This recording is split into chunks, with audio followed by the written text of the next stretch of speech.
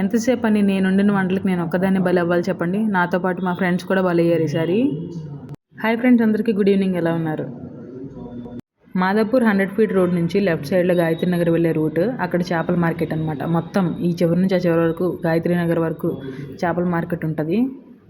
ఆంధ్రలో అందరికీ తెలుసు శీలావతి చేప అంటారని చెప్పి. ఇక్కడ మాత్రం దాన్ని రవ్వ అంటారంట. అన్నీ అవే ఉంటాయి.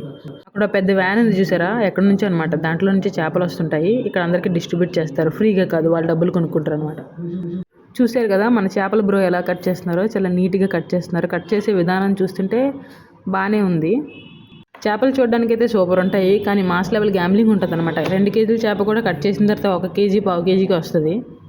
నా ఫేస్ చూసారు కదా, పొద్దున్నే బ్రష్ కూడా చేయలేదు, మొహం కూడా కడుక్కోలేదు. ఫస్ట్ ఫ్రెష్ చేపల కోసం వెళ్ళిపోయాను అనమాట. కానీ గ్యాంబ్లింగ్ కదా, ఫ్రెష్ చేపలు కాదు అవి, చచ్చిపోయిన చేపలే. ఏదో పెద్ద మాస్టర్ చెఫ్ లాగా వండుదామని ప్రిపేర్ అయిపోయాను. బాగానే చేశాను, అంత టేస్ట్ అంతా బాగానే ఉంది. కానీ మన తెలంగాణలో సంగతి తెలిసిందే కదా, వాళ్ళకి కారం ఎక్కువ ఉండాలన్నమాట. ఇదైతే ఫస్ట్ ఉల్లిపాయ పేస్ట్, టమాటా పేస్ట్, ఇంకొకటి ఏంటది అల్లం వెల్లుల్లి పేస్ట్, పచ్చిమిరపకాయలు, ఎండుమిరపకాయలు, కరివేపాకు వేసుకొని ఫ్రై చేసేసాను అనమాట మంచిగా. మన విస్మయ్ ఫుడ్లో చెప్పినట్టుగా ఆయిల్ పైకి తేలేంత వరకు దాన్ని ఫ్రై చేసుకుంటూ ఒకసారి మూత పెట్టుకొని ఉంచుకున్నాను.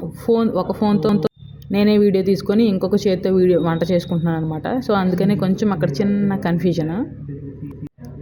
నాకే ఉప్పు కారం తక్కువ అనిపించింది, అందుకని చెప్పి కొంచెం ఎక్స్ట్రా వేసుకున్నాను అనమాట. నిజం చెప్పాలంటే మా ఫ్రెండ్స్కి అస్సలు సరిపోలేదు, ఎందుకంటే వాళ్ళు తెలంగాణ ఎక్కువ కారం తింటారనమాట.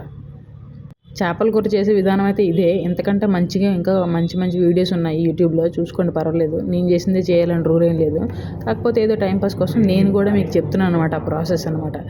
ప్రజెంట్ అదిగోండి, ఇందాక చెప్పినట్టుగా మూత పెట్టుకున్నాను. మంచిగా నాకు నచ్చినట్టుగా నేను చేసుకున్నాను, ఫినిష్ చేశాను మొత్తానికి.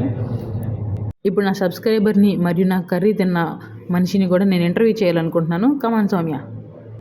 నేను ఒక్కదాన్నే బలి అవ్వలేదు కదా ఇంతవరకు. ఇప్పుడు నుంచి నా ఫ్రెండ్స్ని కూడా బలి చేయడం స్టార్ట్ చేశాను. చెప్పు సౌమ్య, నా కర్రీ ఎలా ఉంది, దాంట్లో నీకు ఏం నచ్చింది, ఏం నచ్చలేదో. సౌమ్య అయితే మాట్లాడుకుంటూ తినేసింది. కోర్స్ నేను తెలంగాణ నుంచి కాబట్టి కొంచెం కారం, ఉప్పు ఎక్స్పెక్ట్ చేస్తాను. కొంచెం సాల్ట్ తక్కువ అయింది, ఇంకొంచెం కారం ఎక్కువ అయితే బాగుంటుంది అనిపించింది. ఓవరాల్గా అయితే బాగుంది. కోర్స్ వంట చేసే వాళ్ళకి ఫస్ట్ టైం ఏదో ఒకటి డిఫాల్ట్ అవుతుంది, సెకండ్ టైంకి నేర్చేసుకోవచ్చు అని నాకు అనిపిస్తుంది మా ఫ్రెండ్ని చూస్తుంటే. నిజం చెప్పాలంటే సౌమ్యకి కొత్తగా పెళ్ళయిందనమాట. వంటలు నా దగ్గర నుంచే చూసి నేర్చుకోవాలనుకుంది, కానీ ఉప్పు కారం తక్కువ అవడంతో నా దగ్గర నేర్చుకోకూడదని ఫిక్స్ అయిందనమాట. ఇది ఫ్రెండ్స్ మన కుకింగ్ ముచ్చట్లు, ఈరోజు వంటకం అనమాట. ఈరోజు సండే కదా, సో ఏదో ట్రై చేద్దామని అలా ట్రై చేశాను. ఇంతకు ముందంతా బాగానే చేశాను, ఇప్పుడు ఫిష్ అంతగా ఫ్రెష్గా లేదని నాకు అనిపించింది. 3 కేజీస్ కొన్నాను. ఇందాక మాస్ లెవెల్ గ్యాంబ్లింగ్ అన్నాను కదా, 3 కేజీస్ చేప కొంటే వాళ్ళు క్లీన్ చేసి ఇచ్చిన తర్వాత అది కేజీ వచ్చిందనమాట. మరి ఇంక ఏ లెవెల్లో ఆ చేప ఏం తినిందో, మరి లేదంటే డైటింగ్ చేసిందో మరి ఈ మధ్యలో నాకు అర్థం కాలేదు. జిమ్కి వెళ్ళమని చెప్తాను ఈసారి నుంచి చేపకి. ఇది ఫ్రెండ్స్ మన ముచ్చట్లు. నేను ఒక్కదాన్నే బలి అయితే అలాగా, నా ఫ్రెండ్స్ని కూడా ఈసారి నుంచి బలి చేద్దామని ఫిక్స్ అయిపోయాను అనమాట గట్టిగా. Thanks for watching. ఇంకా ఉడకలేదు చేప.